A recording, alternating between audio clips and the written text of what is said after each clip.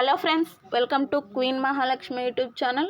ఈరోజు వీడియోలో అయితే ఎల్జీఎన్ఎస్ అంటే ఏంటి, ఇది ఎలా పనిచేస్తుంది, ఇన్వెస్ట్మెంట్ ఎలా ఉంటుంది, లాంగ్ టర్మ్లో గ్రోత్ ఎలా ఉంటుంది అనే విషయాలను అయితే చాలా అంటే చాలా సింపుల్గా అర్థం చేసుకుందాం.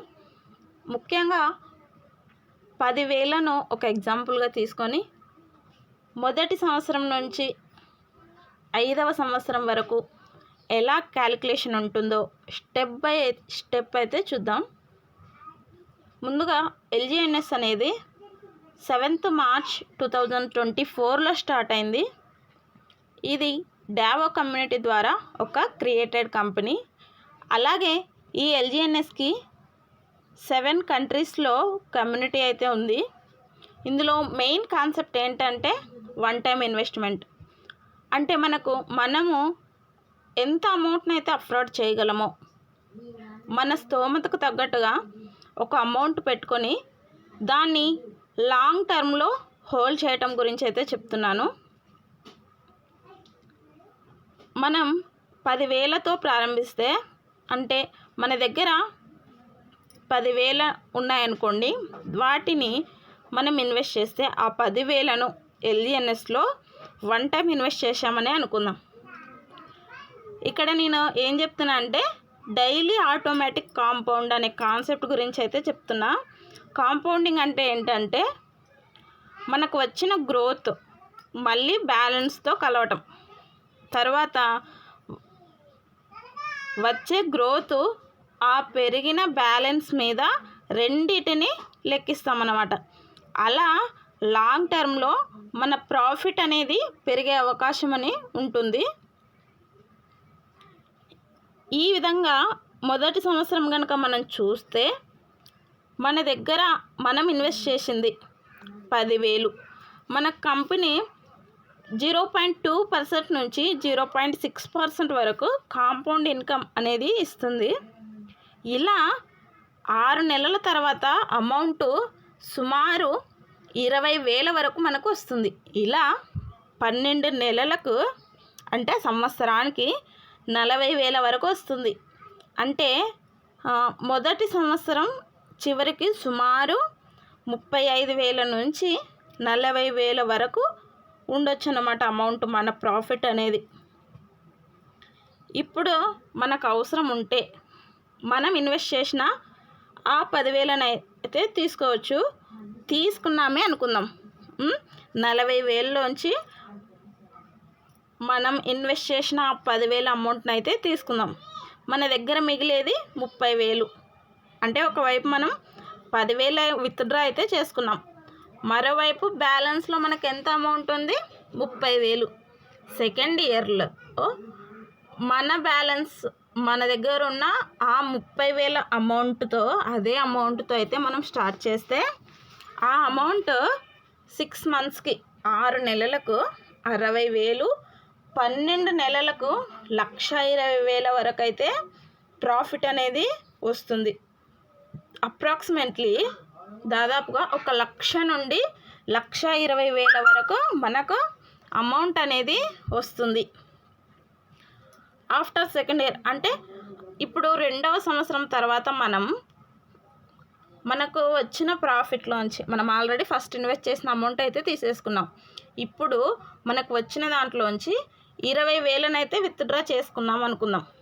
అంటే 1,20,000 నుంచి 20,000 విత్డ్రా చేసుకుంటే మనకు బ్యాలెన్స్ అమౌంట్ ఎంత ఉంటుంది, 1,00,000 రూపాయలు ఉంటుంది, 1,00,000 ఉంటుంది. ఆ 1,00,000తో మనం థర్డ్ ఇయర్లో స్టార్ట్ చేస్తే కనుక 6 మంత్స్కి 2,00,000 అనేది గ్రోత్ అవుతుంది. ఇలా 12 మంత్స్కి 4,00,000 అనేది గ్రోత్ అవుతుంది. అంటే సుమారుగా 3.5 lakhs నుంచి 4 lakhs వరకు ప్రాఫిట్ అనేది ఉంటుంది.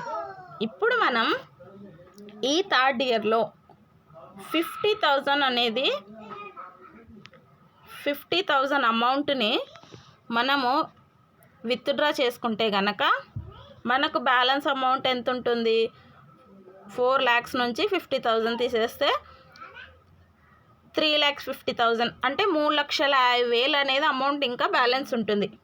ఆ అమౌంట్తో మనం 4th ఇయర్ 4వ సంవత్సరం కనుక కంటిన్యూ చేస్తే మనకు ప్రాఫిట్ బ్యాలెన్స్ అనేది మళ్ళీ 4th ఇయర్లో 6 మంత్స్కి 7 lakhs, 12 మంత్స్కి 14 lakhs అవుతుంది. అంటే దాదాపుగా 12 లక్షల నుండి 14 లక్షల వరకు మనకు ప్రాఫిట్ అనేది వస్తుంది.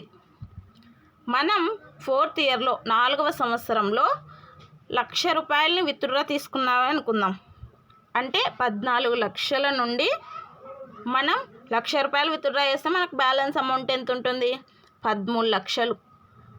మనకి కౌంటబుల్గా ప్రాఫిట్. మనం స్టార్ట్ చేసింది 10,000తోనే, కానీ మనకి 4th ఇయర్లోనే 13 లక్షల అమౌంట్ అనేది ప్రాఫిట్ అనేది వస్తుంది.